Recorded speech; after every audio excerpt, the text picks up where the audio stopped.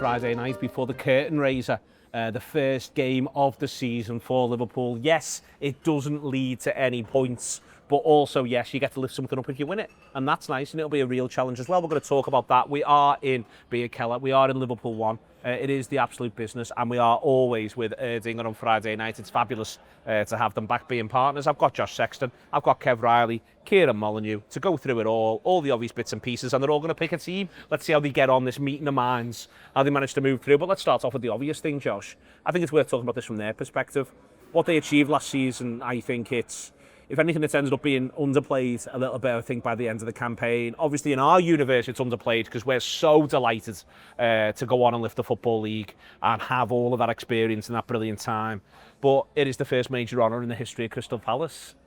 Sunday is a part of the rewards. I think they're going to be a great mob on Sunday. I think they're going to be having the time of their lives. They almost always are a great mob, aren't they? And they'll have fond memories of Wembley now. Like they'll sort of have that routine. Like I remember being parts of that when Liverpool have won FA Cups and you go back to Wembley in the Community Shield and it feels like that nice sort of like conjunction between like, oh yeah, we've just finished the season here basically, and now we get to go back again immediately and do all those same things. And yeah, as I said, they always are a great mob. They've got a good fan culture there. They generally sing about their own team from my experiences. I think there's always going to be minorities and knobheads in any fan base on there, but I think Palace one is a broadly sound one and one that broadly has a respect for a certain level of fan culture. And I think it'll be nice and it'll be colourful in ways that maybe the last time we were at Wembley wasn't particularly colourful, and that caused a bit of a scene. So I'm excited to see that. I'm excited to see loads of the new kits and loads of their red and blue around as well. Yeah, it's worth saying that this could have been the curtain raiser, could have been us versus Man City,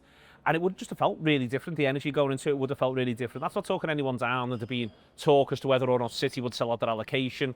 Rightly, the ticket price thing would have come up, I think, a little bit more, and I think that's always worth thinking about. But it would have just been a different vibe, I think. Whereas you do feel as though Sunday, with the obvious exception of Diogo Jota, Andre Silva, and what's gone on there, it does feel as though it will be a celebration. Yeah, and the City thing always, I think, brings up a weird vibe because there's a certain level of expectation that comes with it. Like, I think the Community Shield that we played at the King Power is probably one of the weirdest Community Shields in memory for me, in the sense that it did feel like Liverpool were laying down a marker by being City, but it was weird that it was in the King Power Stadium, and it was just all a bit funny because the context of the game was sort of almost different as it played out, and the Núñez and Haaland thing and all those kind of sideshows that were going on at the time. I think that's always going to be the case whenever Liverpool and City meet, and I think because of how poor City were last season by their own standards and how great Liverpool were last season, it would have almost been framed more sort of that lens. Yeah. Let's have a look at City here and let's have a look at Liverpool. Let's see if there's any chinks in the Liverpool armour, and let's see if City are looking like they're set to make a comeback. So I'm quietly pleased that it's Palace really, and that we don't have to do any of those sideshows. We can just sort of go and enjoy what I'm sure will be quite a pure game of football. Kieran, it is Palace as well. It will be very close to the team that won the FA Cup. Yeah. They've not bought anyone, they've not sold anyone of note. Jeffrey Schlupp's left on a free, good servant, but it's worth saying he was no longer part of the Palace structure in there. There's links away. We know about Gay for us, we know about Eze. But as it stands, the Crystal Palace players, I presume they're going to play. I presume they're going to be really proud. Eze is the goal scorer who got them the FA Cup, and Gay is the captain. I think that we're getting a first choice Crystal Palace. We're getting the Crystal Palace that won the Cup. Yeah, but it's not going to be the Liverpool that won the league. It's not going to be the Liverpool that won the league. I'm with you. I think it's usually a bit cagey with Man City. It's like a bit of a sound and outy game. No one wants to. Or if it's Arsenal, or no one wants to see it like a Community Shield because it has an importance with the rest of the season. About sussing them out. Palace it's gonna feel like a old-fashioned Community Shield. They're in the FA Cup, they're in the league. I'm the same as you, Josh. I think Palace is sound. I mean, I don't really have a problem with Palace. I do worry a little bit about how much they're going to be up for it, and how we behaved last time we went to Wembley, and how I've seen it before. Newcastle turned up big time, and Liverpool fans walked in there expecting to win. It can happen again on Sunday. I mean, I know it's technically a friendly, but I want to win the game on Sunday. I think part of wanting to win the game on Sunday, Kev, is I'm looking forward to the challenge, because I feel like I know a lot about Glasnow's Palace. They'll defend deep for their lives, defend the 18-yard box. They'll break really well. They've got ability to score goals from distance. They've also got the ability to create very good opportunities with moments of magic out wide. And then within there as well, they've got a strength at set pieces. They're quite a big side. it's a good test for this Liverpool team in this moment, I think. Yeah, it is, and a great test for Arne Slot. I think he enjoys it. I think he really enjoys those sort of tests, those really physical, traditional English sides. It is going to be interesting, like Kieran touched on, like what our lineup's going to be, because there's so many options in there. But I'm really excited to get in there into Wembley as a champion, because it's going to be my first time in Wembley as a champion. That's going to be fantastic. Again, I'm going to echo both the guys. I'm a massive, I've got a lot of time for Crystal Palace fans. I've been to Selhurst Park a few times. Great away as well, isn't it? It's fantastic. It's got a garden, you know what I mean? Yeah, exactly. Yeah. It's So we're like, absolutely great. It is going to be a really physical game, I think. And I think we'll be well up for it, considering our recent form in the friendlies. We look extremely fit. We look quite physical ourselves. We look like we're up for a really tough game. And I think the players will be really relishing it as well. We'll definitely take it seriously this one. I think with it, Kev, the manager's got to think through what it is that they're about.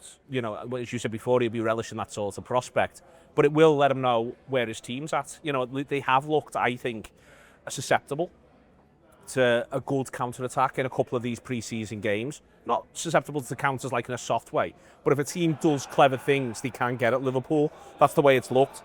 They've looked susceptible to, I think, especially set pieces, not necessarily corners, but to that sort of swirled free kick that I think you might get a fair bit of over the course of the campaign. And I think they've looked, to me, a little bit like a team that's been focused on how they're improving the attacking. But getting a game that's at the very least semi-competitive should mean that they just tighten that up a little bit. And I want to see how it looks when they do just tighten that up a little bit, make it a bit more compact, how it's going to all look. I felt like a couple of the issues when we were conceding in the friendlies were just down to individual errors. You can be going for a 50-50 and it bounces off your knee, and it, Frimpong's got it, bounces off his knee and it goes to somebody else. All that space is left open. I think it's about shoring up the press and making sure that we're absolutely on it there, and that just takes time throughout pre-season, I think, in conditioning, making sure everybody's absolutely up to test. The big one for me is Mateta, because they can just hit that on ball to him, and he's so much of a handful. He's great with his feet as well. He's good on the dribble. Certainly think for certain centre backs have got a tough game. But again, like I said earlier, I think you'd be if agree. The Milan game, where Liverpool kept it calls on the council attack, there was a bit of backlash all there, wasn't it? Like, we look really dodgy at the back, we need centre-halves, a bit of panic. I don't read too much into that, because in them type of pre-season games, it's not always about the result. Liverpool were focusing on controlling the ball down the end of the pitch and pushing players forward. But having said that, we did get caught on the counter-attack a few times, and Crystal Palace can hit you, as you've just said, on the counter-attack. So it will be interesting to see how Liverpool set up, how Liverpool approach the game, but also again who starts the game. And we're going to get into that in a minute. But well, the thing he says in the press conference, Josh, which I thought was interesting, was one goal will feel like it's more than one goal with the way Palace are. And I think, for instance, I saw Palace against Villa in the cup run that they went on at the semi-final, and in a couple of the games, I felt Palace were the poorer side for the first 15 minutes, but then the opportunity comes, bang, and they are brilliant at going from one end to the other.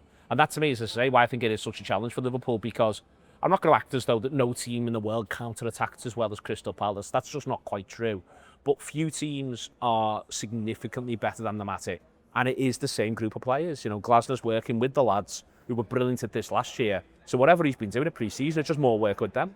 Yeah, and I think there's two sides to that counter-attacking thing. It's the attacking part of it, obviously, which is what they're particularly strong. I also feel like they're strong at defending Leeds as well. At least they have been from the sort of the back end of last season in particular, which when I think they started to sort things out a little bit. They're always a strange side over the course of seasons. I think Palace, where they seem to take on like different identities, different points, and maybe Liverpool can catch them a little bit on the hop in sort of one identity where they're looking to shift differently into the season. We've mentioned there that they've got more continuity certainly than we do. I mean, we've got a brand new kit and things like that to look at. Even in an optical sense, it feels like we've got so much change to bear with. But Liverpool are a team who, if they can get ahead, they can feel like they can win a game. Palace are a team like if they feel like they can get ahead, they can go and win a game from there as well. So that's where I think Slot's saying that first goal is just going to be so crucial, because if Palace get it, I think Liverpool have got an uphill task, and I don't just mean that in the sense that they will be 1-0 behind. I think Liverpool have proven during this pre-season that one goal can always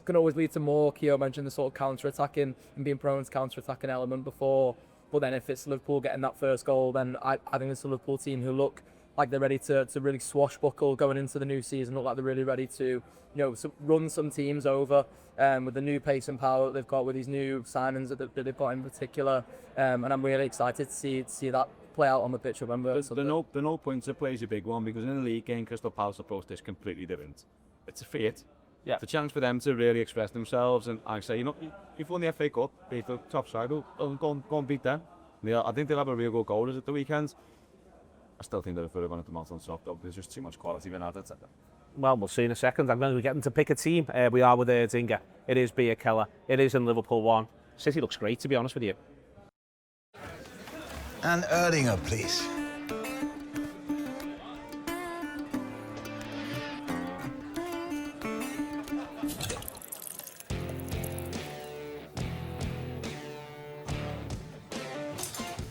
Stop! Don't forget the best bit.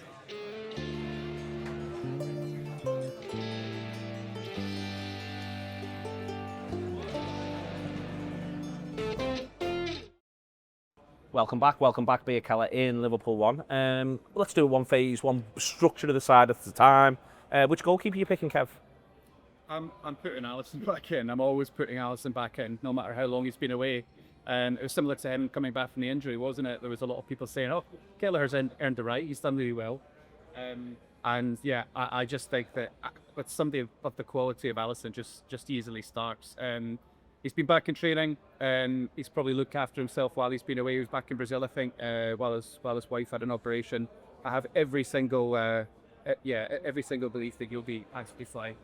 There's no doubt he's a better keeper, but I just think it'll be Mamardashvili.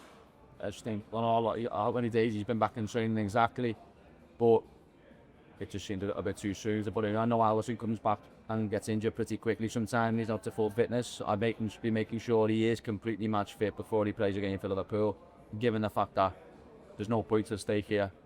Georgi Mamardashvili. I think the trouble is match fitness depends on playing in matches, so I'm with Kev. I think I'd go straight back for Alisson, because there is the idea of maybe bringing him back in too soon, but this isn't an injury. It's more of a, as Kev said, I'm sure the club will have sent him off with the best wishes for him and his family, but also with an individual plan of, we take the point that you're going back for this personal matter, but these are the steps that you're going to have to go through to make sure that you're ready for the season, because you're leaving us halfway through our sort of team programme. So I'd imagine he'd be ready for this game. The key thing is to make sure he's ready for the first game in the Premier League as well.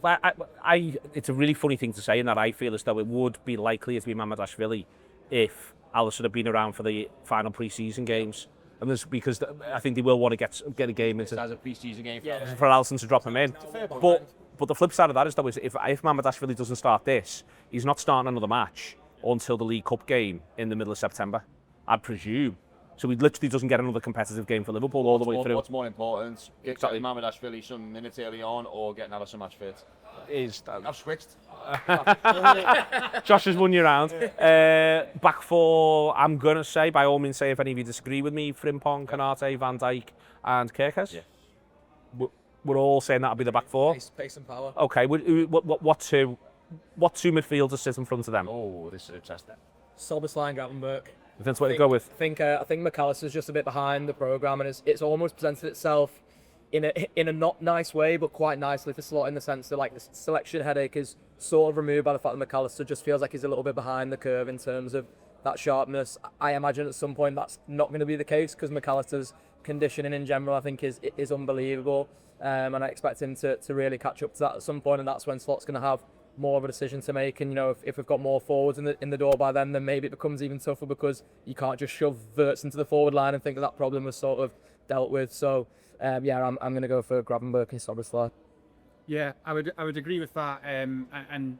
Although Gravenberch is suspended for the Bournemouth game, I think the thinking will be a bit of solidity and somebody who's just amazing in that position, with the view to bring McAllister on in the second half at some point. Helps you deal with Mateta as well. I think Gravenberch, just being in and around him, being a nuisance, cutting off the way he's able to supply other Palace players than you are. Yeah, absolutely, and he's going to be dropping deeper as well, isn't he? I mean, we've seen that in the pre-season games. He's sort of in between those two centre backs and operating from there a lot. And yeah, like I say, McAllister in the second half, and that just helps with his conditioning, so that when he does start, and I would imagine it would be Szoboszlai and McAllister against Bournemouth, he'll be ready for that game next week. I'm going to be controversial again. I think you might play Jones, given the fact that Gravenberch's not available. Everyone just looks past Jones doing it as well, don't they? Because he's signed all these great players and stuff. I think Jones is going to start against Bournemouth. I think he'll start Jones and Szoboszlai against Bournemouth. Right.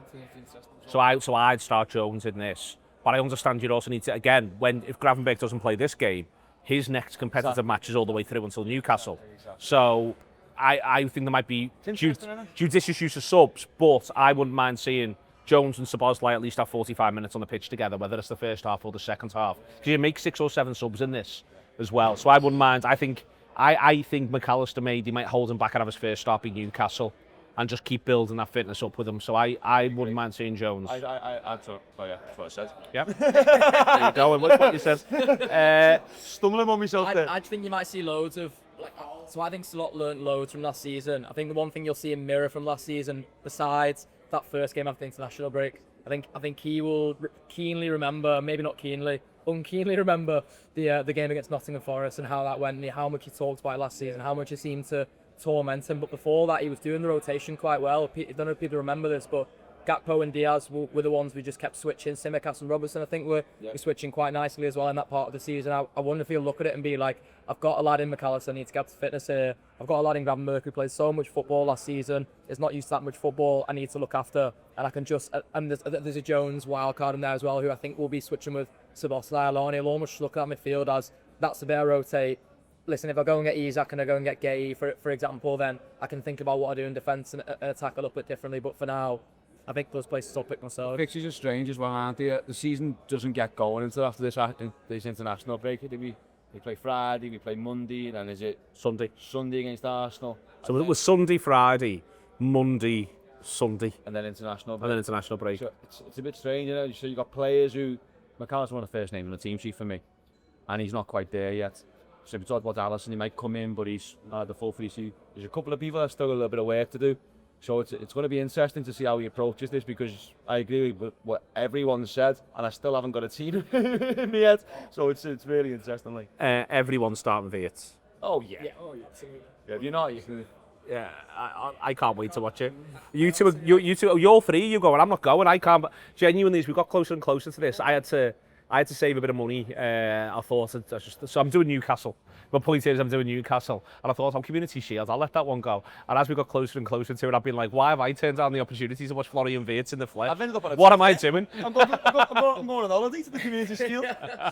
This is the third time I'm going to have seen him in person, and genuinely, like, I feel like really lucky to have had that experience, like really lucky to have watched this brilliant football, like even just like seeing the Ballon d'Or thing come through like the other day, and just be like, yeah, of course he is. Like, he is one of the best players in world football. Recently signed for 100 million. We were at this Anfield the other night watching it, and we were just like, wow. And now the game's competitive, semi-competitive at least.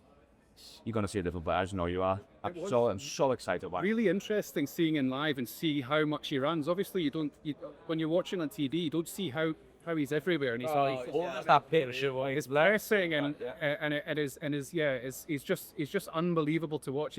We talk about Szoboszlai's engine a lot, but I think we will be doing a little bit of talking about Diaz, how he can get around. I think it's because Szoboszlai's always doing the cut busting thing, isn't he? Like, you almost notice him because he's running like action man through the midfield. Whereas you just like glide into position. I like that, Josh. I like that. He's absolutely I just came away and I go, oh my god, he's gorgeous. It's like, it's absolutely perfect. Unbelievable. So you're going to get to see him. Front three, I'm just going to say he'll go Salah, Ekitike and Gakpo.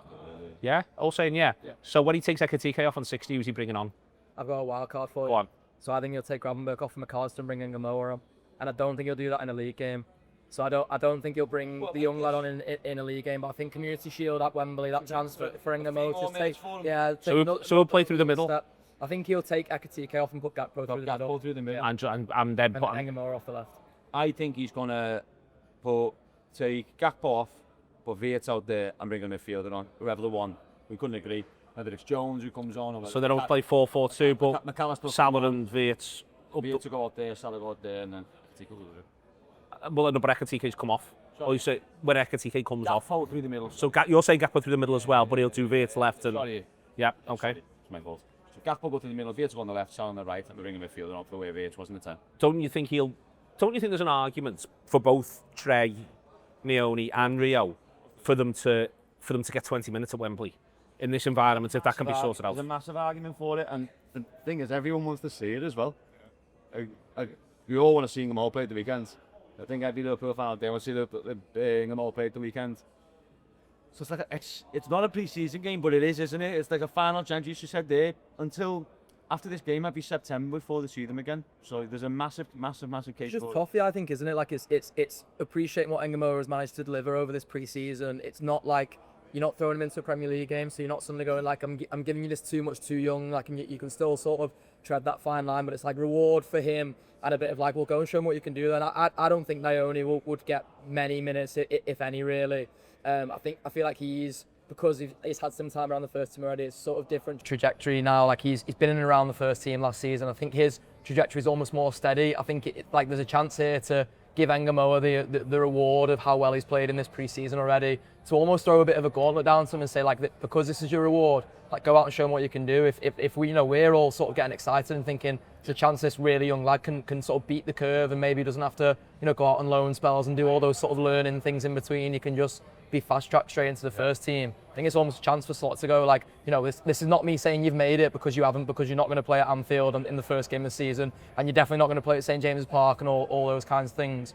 But this is Wembley, and this is still a big occasion, especially for a young lad from London as well to play in what is the pinnacle of football in London, if not the country. I could see how that would be like a really rewarding experience for him. Make everyone happy. Yeah, absolutely. So who do you think comes on for Atkinson and 60? I would like to see Wirtz in there, but I think it would be Szoboszlai. I like your comment on how many midfielders you want plus a Szoboszlai, and I just think that he's so versatile that he can also be used in the middle there. Yeah. I think it might be that he does what you said there, what we saw at Man City, but rather than it be Jones and Szoboszlai, it's Wirtz and Szoboszlai, and then it's two wide. Yeah. So it's a four. And they're sort of dropping in and doing that. I think he might choose to do that. The other slightly wild card, whilst he doesn't have another forward, as he could, and I think this is back to what the scoreline is. This is why the first goal maybe counts if you've only got an hour of Ekatike. He could consider Dan's. Yeah. He could consider Dan's. So as well. Yeah, well, I think I really hope so. you've got that energy of, well, we're buying forwards and then one forward. I'm just saying, I would like to see Dan's on the bench because if we're getting beat or if it's still level and you feel you've got to take Ekatike off, I'd rather bring a forward on. Yeah. I have a look at them because we said we have 6. I don't think we're going to go into the season with 6. Hopefully it's 5. But if it's not, and worst case scenario, it's 4. I'd like to have a look at Jayden Danns before we go into the season with 4 strikers, especially when I don't care anyone says I want 4 cups. I want the League Cup, I want the FA Cup, and I want the other 2. So when we come to the League Cup, I'm like, Salah's not playing and Ekatike's not playing, maybe Isaac's not playing. I'd like to see Jayden Danns in there. I think he's got the quality as well. That's the main thing. So that is a wild card. It's interesting. I'd like him to be on the bench at least. As I say, if you're 1-0 down, if you're winning, I can really see the argument of the 4-4-2 with no one up front, and you just get compact and you have to play through. But you've got to get a goal. But you've got to get a goal. Get Danns on. That's all I'm thinking about. He's a massive handful, and I'm hoping this is a season that we see a little bit more of him, and he's through those sort of growing pains that he's been through, which is interesting. I think that's probably why Slot's been very candid on Engamoa and how he handles him. Yeah. It's not just about throwing them in there. At that age, the body is the body, and science is science, and they're going to have different issues. Whether it's an impact injury or it's just their body growing. I'd like to see Dan certainly in a few League Cup games this season, and certainly early stage of the FA Cup. I've got a question for you. How excited are you to see the first 5 midfield lineup when Salah goes to AFCON? Because it's going to happen at some point, I'm telling you. All 5 of those lads are going to be on the pitch at some point together. I know. It's going to absolutely, and his first subs ends out. I'm going to lose my mind. I just like lads who score goals, Joe. Yeah. You got to pick 3 of them. I'm not into this messing around. Wirtz floating around Ekatike loosely. I am very into. You've got to pick lads who you're able to look at and say. They would. John said the other day on a squad show that I think you need 5 lads who look like if you gave them 10 starts, they'd score 6 goals. Yeah. And at the minute, it's fair to say we've got 3 of them. We haven't got more than 3, and it does need to get addressed. But I keep banging that drum, and I'll bang it further, but not today because I'm excited. I'm looking forward to it. I'm dead jealous you're going. I was you were coming. Well, it's not too late yet. Turned it into a cheeky week. I have. On my own as well, by the way. I'm just like going on a little holiday. I've been down there in North London. Can't wait. There we are. They're all going to have a ball. Everyone who goes has a ball, hopefully. And I'm expecting Crystal Palace to absolutely love every minute of it. Let's love every minute of it all the way through. Because they won the FA Cup and it was absolutely amazing. But we won the league and it was the best day of our lives. This is Erdinger. This is we are in the beer keller. We are in Liverpool 1. See you later on.